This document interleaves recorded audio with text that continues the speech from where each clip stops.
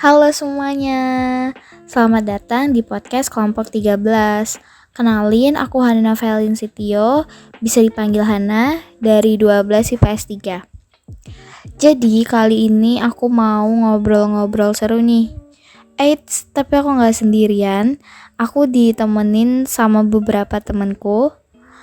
Daripada penasaran, mending aku persilakan buat teman-teman aku perkenalan terlebih dahulu ya. Silakan guys. Hai, namaku Daniel dari 12 IPS 3. Dan aku Sanjay dari kelas 12 IPS 1.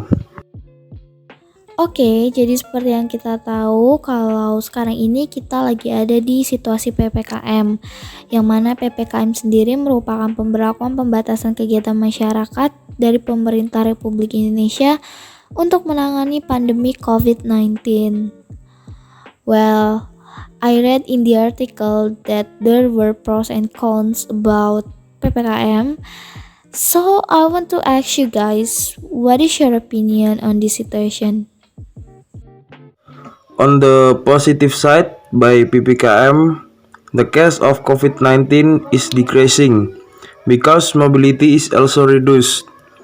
Then we also have more time at home so we can spend quality time with family. On the other hand, there are many people whose livelihoods have been cut off. For example, informal workers such as traders. This will certainly affect their economic income. In my opinion, PPKM has both positive and negative impact.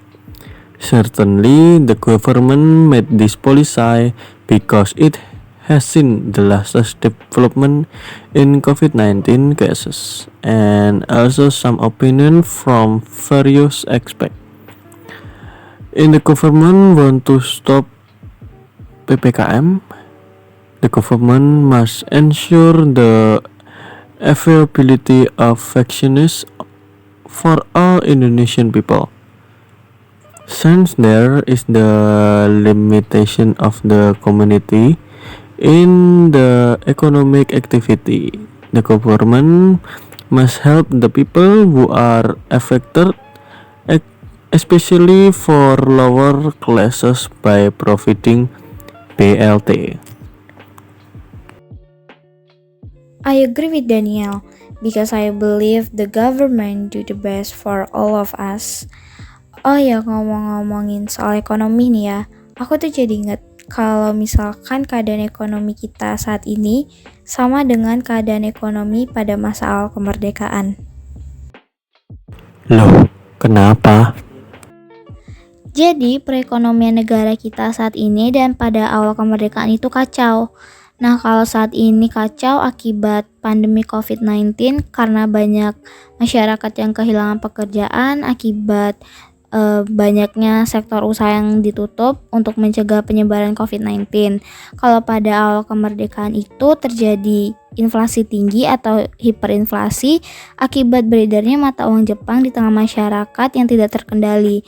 Terus juga karena kekosongan kas negara, adanya blokade dalam bidang perdagangan oleh pihak Belanda, ditambah lagi pergantian kabinet yang menyebabkan ketidakstabilan ekonomi.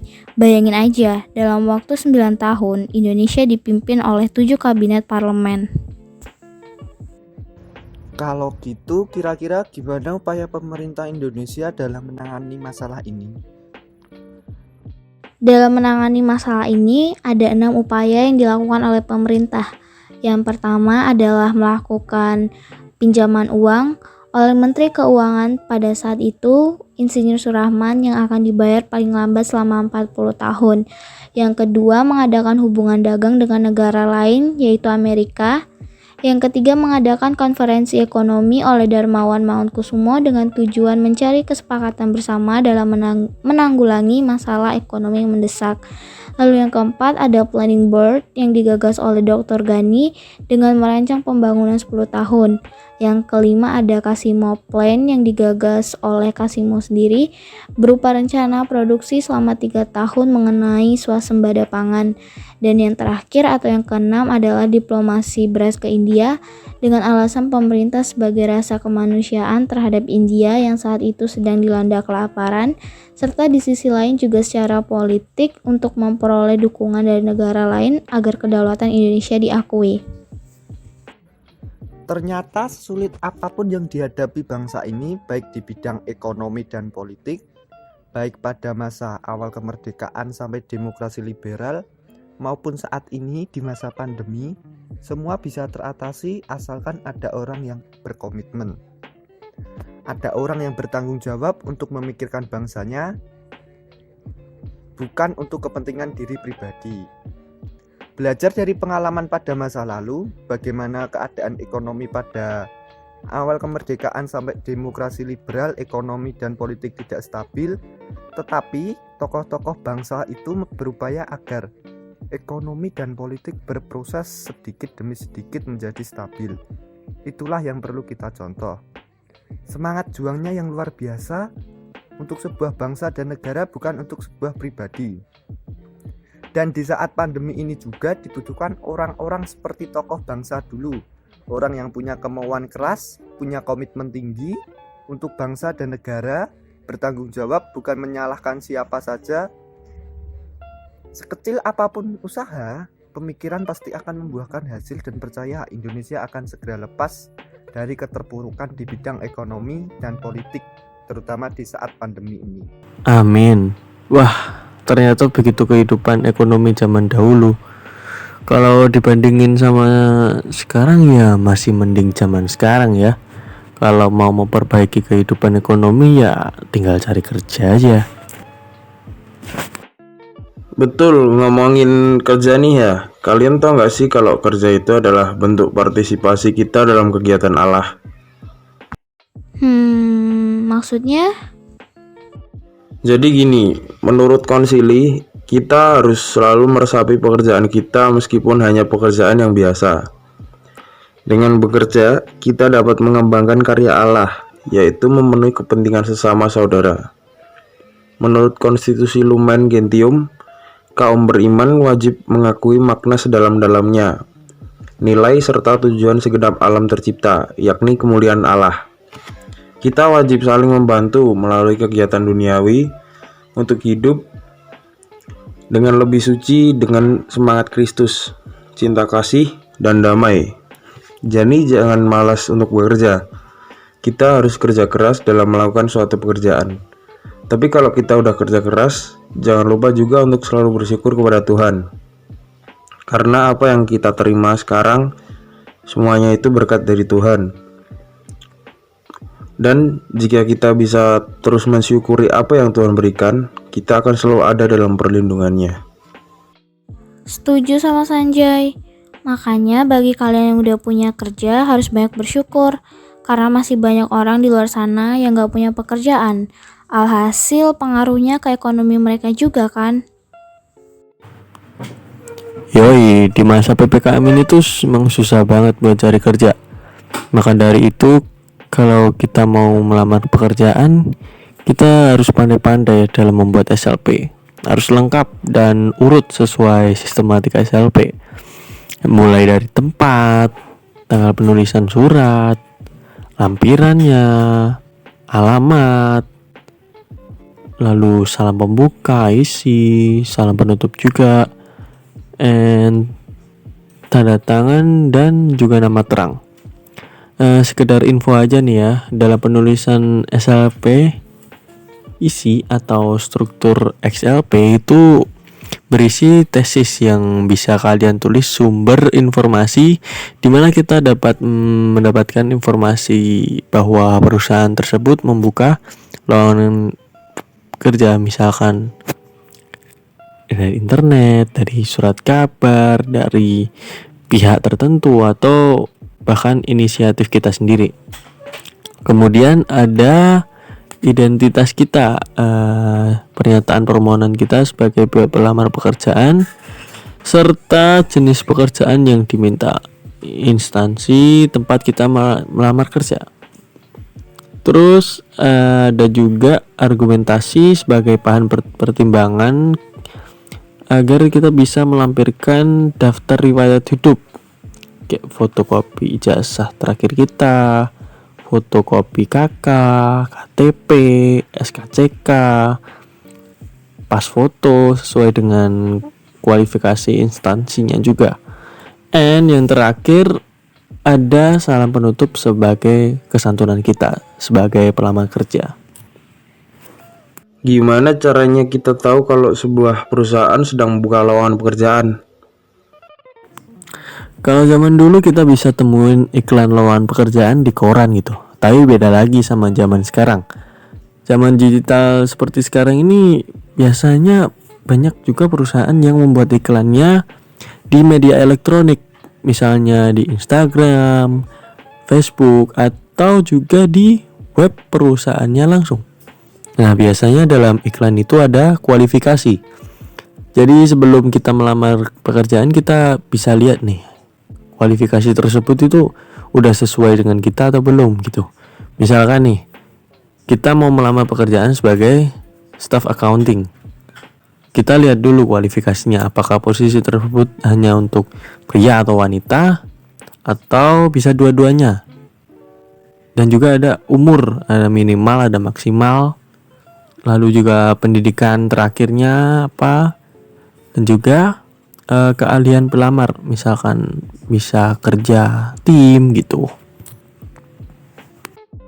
Wah, thank you Damar untuk infonya. Bisa jadi pembelajaran nih buat kita semuanya. Bener banget, tapi guys, ada hal yang penting harus kita lakukan sebelum mengirimkan surat lamaran ke suatu lembaga atau instansi. Kita harus mengetahui dulu peluang kita untuk diterima ke perusahaan tersebut, apakah besar atau kecil. Sebab di masa pandemi ini banyak orang yang di PHK dan tentunya juga mencari-cari pekerjaan baru. Maka dari itu harus memperkirakan terlebih dahulu peluang kita dengan menggunakan aturan pencacahan seperti di mata pelajaran matematika. Hal ini bertujuan supaya surat lamaran yang kita buat tidak sia-sia. Toh kalau tidak diterima, pasti surat lamarannya dibuang oleh perusahaan dan kita harus mengulangi lagi untuk membuatnya. Dan tentunya harus merogoh saku untuk mengeluarkan uang lagi. Maka dari itu, kalkulasi untuk mengetahui peluang kita diterima atau tidak itu sangat penting dilakukan sebelumnya. Lah, apa hubungannya melamar kerja sama pencacahan? Gini, misal nih ya, suatu interview kerja dihadiri oleh 5 orang peserta yang terdiri dari calon ketua, calon wakil, dan calon sekretaris, dan calon anggota 1 dan anggota 2. Susunan posisi duduk pada saat interview adalah mengelilingi meja bundar. Jika ketua dan wakil harus saling berdekatan, banyaknya susunan yang mungkin pada rapat tersebut adalah, ayo gimana? Iya nih, jelasin dong Dan. Nah, posisi ketua dan wakil selalu berdekatan, sehingga dianggap sebagai satu posisi. Jadi total posisi dari 5 orang dengan 2 orang selalu berdekatan sama dengan 4 posisi. Perlu diperhatikan bahwa ketua dan wakil bisa dengan 2 urutan, sehingga posisinya yang mungkin untuk ketua dan wakil menjadi 2 faktorial. Penyelesaian soal untuk contoh kasus di atas adalah kemungkinan permutasian 4 siklik dikali kemungkinan 2 faktorial, yaitu dengan cara dijawabnya 5 permutasian siklik dikali 4 faktorial dikali 2 faktorial. Nah, 4 faktorial itu terdiri dari 4 dikali 3 dikali 2 dikali 1, dan 2 faktorial terdiri dari 2 dikali 1, yang mana 24 dikali 2 sama dengan hasil akhirnya 48 cara. Alhasil, banyaknya susunan yang mungkin terjadi di rapat tersebut adalah 48 cara atau susunan. Oh begitu, oke paham. Wah, thank you Dan ilmunya. Kalau bahas tentang peluang kerja, kira-kira menurut kalian Profesi apa yang banyak diminati anak muda kayak kita-kita gini nih ya? Menurutku sih akuntan. Prospek kerjanya luas dan menjanjikan, plus gajinya gak usah ditanya lagi lah ya. Apalagi kan setiap perusahaan pasti butuh seorang akuntan untuk menangani keuangan perusahaan tersebut. Betul, dan profesi sebagai akuntan paling banyak diminati saat ini. Kalau kalian mau kerja di suatu perusahaan atau organisasi, kalian bisa kok melamar kerja sebagai akuntan internal. Nah, tugas dari akuntan internal ini sendiri adalah menyusun sistem akuntansi, laporan keuangan pada pihak eksternal dan juga pimpinan perusahaan, terus juga menyusun anggaran, penanganan masalah perpajakan, dan pemeriksaan internal. Kayaknya seru juga ya jadi akuntan. Bisa-bisa besok cita-citaku berubah nih jadi seorang akuntan kalau kayak gini. Ya boleh-boleh aja sih kalau kamu mau jadi akuntan. Tapi ada hal yang harus kamu ketahui nih sebelum kamu mau jadi akuntan. Seorang akuntan itu punya etika atau kode etik loh. Oh ya? Emangnya apa aja? Ada 8 kode etik atau etika seorang akuntan. Yang pertama adalah tanggung jawab profesi, yang kedua kepentingan publik, yang ketiga integritas, yang keempat adalah kompetensi dan kehati-hatian profesional, yang kelima kerahasiaan, yang keenam objektivitas, lalu yang ketujuh ada standar teknis, dan yang kedelapan adalah perilaku profesional. Gitu guys. Pengen jadi akuntan deh. Tapi kan aku IPA ya. Emang bisa ya? Ya udah sini masuk sosum bareng kita aja. Ya salah satu caranya lanjut ke sosum, tapi ya balik lagi ke diri sendiri. Tapi tenang aja, masih ada banyak kok bidang lain yang menyenangkan dan pastinya seru.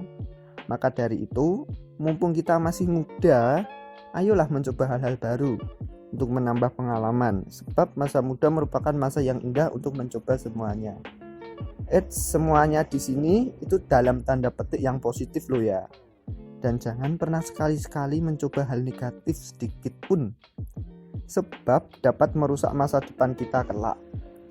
Di sisi lain, kita hidup di negara hukum, yang mana seluruh tindakan kita akan dikenai sanksi apabila terbukti melanggar undang-undang.